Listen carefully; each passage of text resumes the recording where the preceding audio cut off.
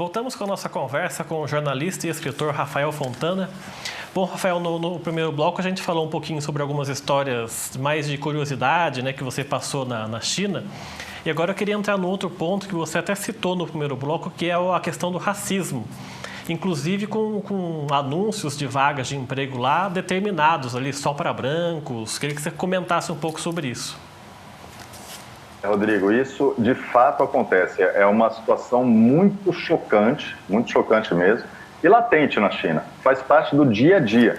No começo, quando a gente é exposto pela primeira vez a essa situação, nós ficamos escandalizados. É dramático até. Depois, muitas pessoas acabam se anestesiando com essa situação. Mas, por exemplo, tem anúncio para vendedoras, para contratar vendedoras. Aí, precisamos de vendedoras, só brancas. Aí um evento, precisamos de modelos para um evento, negras não. Está claramente assim no anúncio de emprego. Não é que é um racismo velado, não. É parte da realidade, do dia a dia do chinês.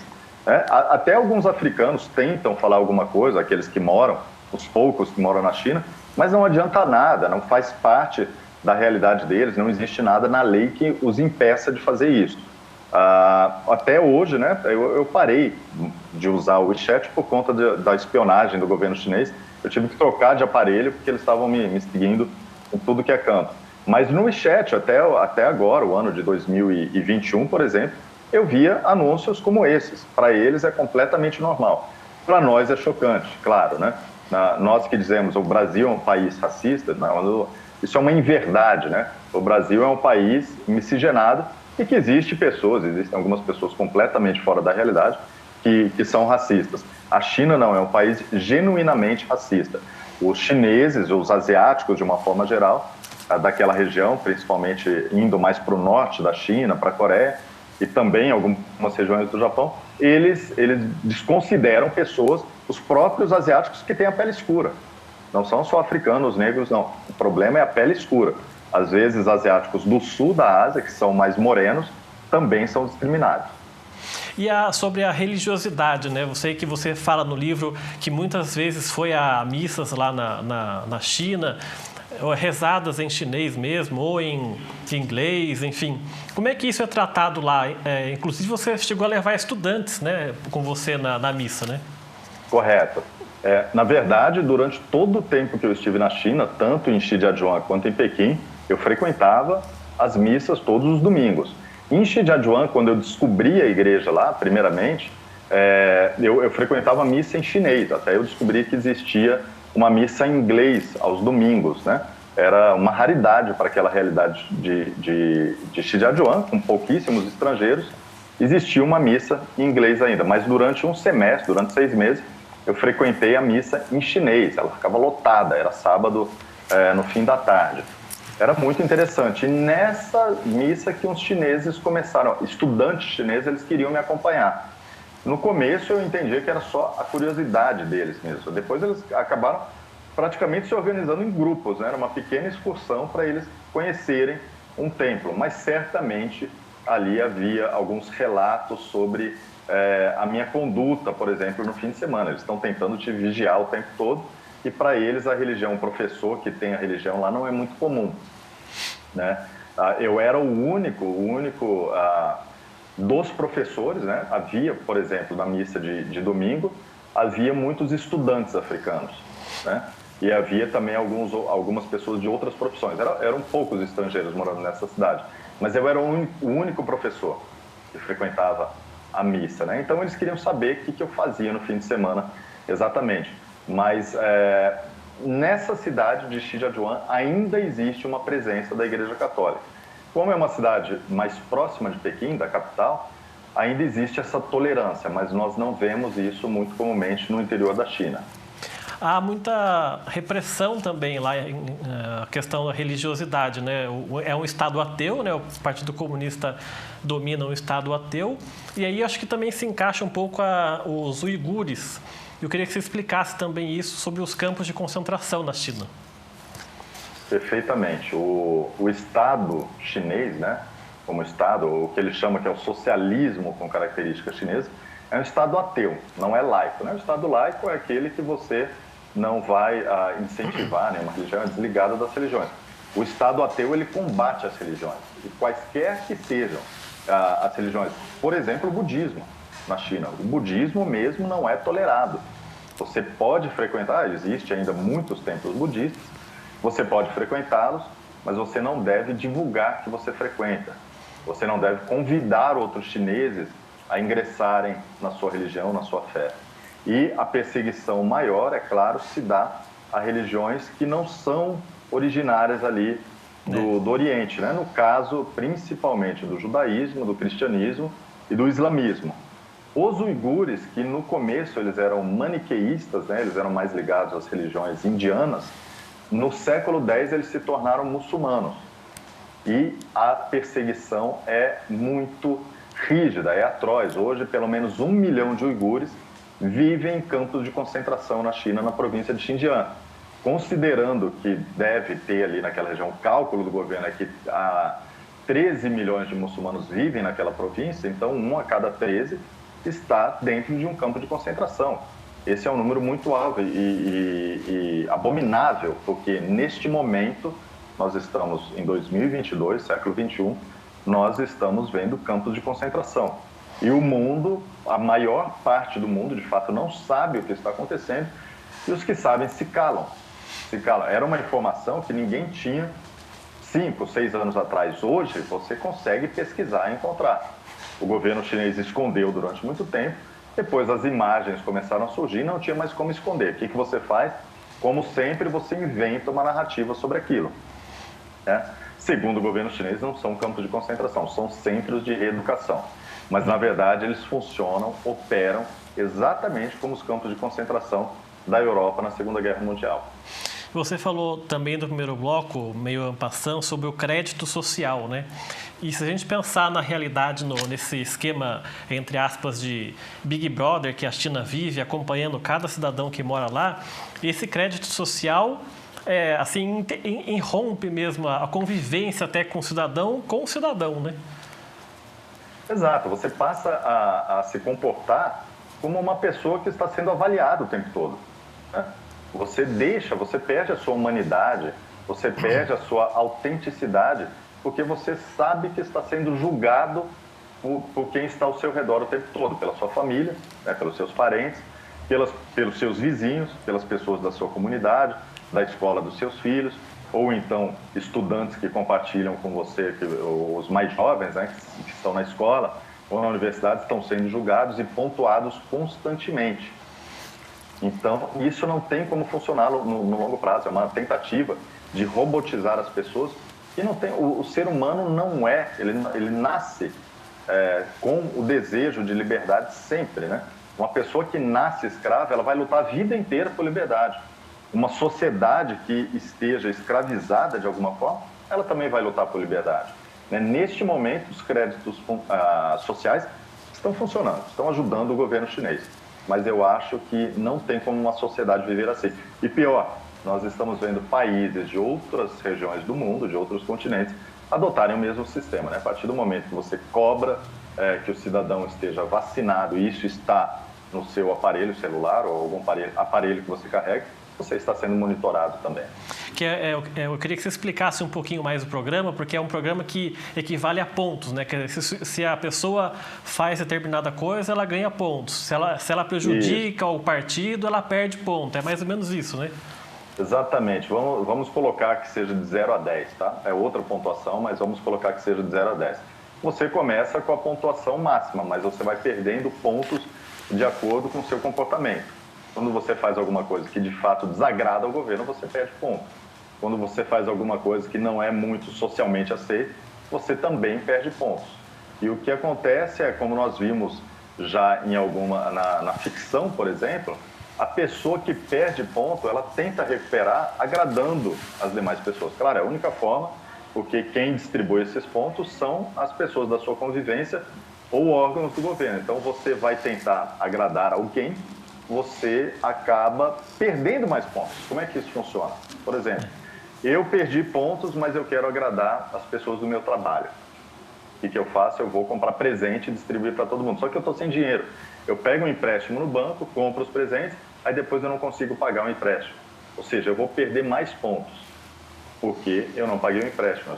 A dívida acaba fazendo com que você perca pontos. É uma situação, é uma bola de neve. Né? Cada vez que você tenta recuperar, você perde. E também o convívio. Aquelas pessoas com nota 9 não querem conviver com as pessoas de nota 7. Né? Vai se criando guetos. Aquelas de nota 7 não querem conviver com as pessoas de nota 6. Então, você divide as pessoas em guetos tecnológicos de pontuação que torna a sociedade mais cruel, excludente e violenta. Né? Isso vai causar problemas, danos psicológicos incríveis ao passar dos anos.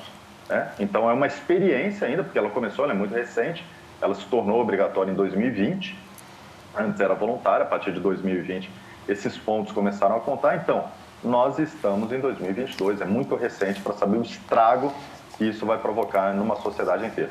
Vamos aguardar os próximos anos. E você conta até um caso no livro que foi usado esse crédito social para cancelar uma pessoa que foi aquele lutador que ganhou uma luta, né, que não devia ganhar, e a partir de então ele começou a ser diminuído até realmente deixar de existir para a China, né? Isso, o apelido dele na China, né, ele é conhecido como cachorro louco. Ele é um lutador de MMA, dessas artes marciais, né, que você mistura várias artes marciais e luta, que se popularizaram no Ocidente, mas na China ainda não. Agora parece que Xangai que está começando a se interessar, que é uma cidade mais cosmopolita, agora está todo mundo trancado, né? Mas é uma cidade mais cosmopolita, mais influenciada por outras regiões do mundo. Mas na China ainda existe muito a tradição do Kung Fu, do Tai Chi Chuan e das artes chinesas mesmo. Este lutador de MMA, ele começou a desafiar, eu acho que é Lu Xiaodong, o nome dele, ele começou a desafiar os mestres de Kung Fu, porque ele dizia que ele conseguiria derrotar qualquer um. E os mestres falavam, não, a nossa arte é mortal, nós podemos lutar com você e te matar com golpe. Ele falou, não tem problema não, aceito, vai dentro da regra de vocês, pode aplicar qualquer golpe. E acontece que nessa luta, finalmente, o mestre, que é muito conhecido na China, ele aceita lutar. Né? Ele fazia todas essas demonstrações de Kung Fu, que você parte uma melancia com a sua mão, você prega um prego na parede com um soco. Enfim, são demonstrações para você fascinar as pessoas. Mas, de fato, na luta, não são muito aplicáveis. E o que aconteceu foi que esse lutador precisou de 28 segundos para destruir o mestre de Kung Fu, 28 ou 38 segundos, enfim. Ele acabou com toda a empáfia daquele mestre de Kung Fu em segundos. Né? Colocou o nocaute, tiveram que tirar ele de cima, senão ele ia matar o mestre de Kung Fu. E a partir dali ele começou a ser o que nós conhecemos hoje como cancelamento. Né? Ele começou a ser cancelado nas redes sociais, mas não era cancelado pela população, era pelo governo. O governo começou a cancelar, começou a tirar a sua fonte de renda, começou a impedir que ele viajasse para competir, para lutar. Então, o acesso dele às redes sociais foi reduzido. Era de onde ele vivia, de onde ele tirava o dinheiro dele. Era ou dos combates ou da rede social, onde ele conseguia algum ganho. Hoje, ele virou um pária do regime e tem muita dificuldade. Ele conta com doações para continuar sobrevivendo e disseminando a luta, né? Esse estilo que ele mesmo é adepto. Para a gente encerrar esse bloco, você fala várias vezes no livro que foi perseguido ali, as pessoas estavam te espionando, tem aqueles membros do Partido Comunista que ficam ali infiltrados e você fica desconfiado. Mas teve um caso que eu ri bastante lendo o livro, que foi de acho que um amigo seu, não lembro se era amigo ou colega, que foi dormir na sua casa e de repente à noite ele começou a andar pela casa procurando um quarto ou banheiro e ficou parado do seu lado na cama, né? Verdade. Eu não conhecia até aquele momento, né? Ele era amigo de uma amiga minha. E ela pediu para que ele se hospedasse no meu apartamento, né? De uma amiga chinesa. Então, até então, ele brasileiro, mas ela chinesa pediu para se hospedar ali. Aí eu acabei, como essa minha amiga chinesa era muito bacana, eu acabei cedendo. Meu apartamento era muito grande, eu morava sozinho, mas justamente por ser muito grande, eu estava dormindo. E eu vi, né? Eu acordei com o som dele ali, né? Eu ficava sempre muito ligado em tudo que estava acontecendo. E tem o sono leve, que ele se levantou e foi para o banheiro. E aí, para um dos banheiros do apartamento. E quando ele saiu do banheiro, ele entrou no meu quarto. e ficou parado do lado da minha cama. E ficou aquela situação estranha, ele me olhando na cama, eu olhando para ele. Falei, será que ele me viu? O que ele está fazendo aqui, né? E ele ficou me olhando, aquele silêncio, né? Parecia um filme de terror. E olhando assim, de repente ele saiu, até andando, né? Dando passos para trás, ainda me olhando, até sair do quarto. Eu vi que ele andou pela casa e voltou para o quarto dele, né? Andou pelo apartamento. Eu falei, cara, será que ele está me espionando? O que ele vai fazer? O que será que ele queria fazer aqui no meu quarto? Aí eu fiquei desesperado. Aí depois eu falei, não, mas não é possível. Ele veio aqui, ficou me olhando assim, esperando uma reação minha. Para que ele fez isso? Aí que eu pensei, caramba, será que ele é gay? Aí eu fiquei super desconcertado, né? Como é que eu... De manhã eu ainda acordei, fui olhar, né? Mais cedo eu vi que ele estava dormindo. Fui olhar, ver se tinha ele tinha instalado alguma coisa para gravar, alguma câmera, algum microfone em casa. Não achei nada. E fui fazer o café da manhã. E ele acordou também, saiu ali meio estranho do quarto, né? Aí olhou para mim e aí perguntou, né? Cara, essa noite eu fui pro seu quarto? Aí eu falei, foi. Você foi pro meu quarto. Ele falou, cara, eu fui no banheiro, tava com sono. Eu saí do banheiro, tentando achar meu quarto e entrei ali naquela porta, achando que fosse meu quarto. E quando eu cheguei e te vi na cama, porque eram quartos com cama de casal, né? Eram quartos muito grandes, eu falei, caramba, ele levantou e se deitou na minha cama. Aí ficou falando, por que ele tá deitado na minha cama? Por que ele não levanta? Eu fiquei te olhando, aí no final falei, nossa, caramba, será que ele é gay? Aí ficaram os dois, um achando que o outro era gay. E no fim, a minha suspeita de que era um espião ou gay ou qualquer coisa assim, nada se concretizou. Foi muito engraçado. A gente morreu de dar risada dessa história, né? Contava, ninguém acreditava, mas a história foi essa. Foi uma confusão e no fim tudo acabou bem. Mas essa sensação de insegurança e essa desconfiança de que de qualquer momento você pode estar sendo perseguido ou monitorado por câmeras, isso é comum lá, né? Não é comum para outras pessoas. As pessoas que vão lá, os estrangeiros sabem que vai chegar um dia que eles vão embora da China. Você não consegue ser cidadão chinês por nenhum outro meio, a não ser que você tenha nascido de pais chineses. Então você nunca vai ser um cidadão. No momento você vai ter que deixar o país. 99% dos estrangeiros que vão morar na China, eles voltam para os seus países ou se mudam para alguma outra nação.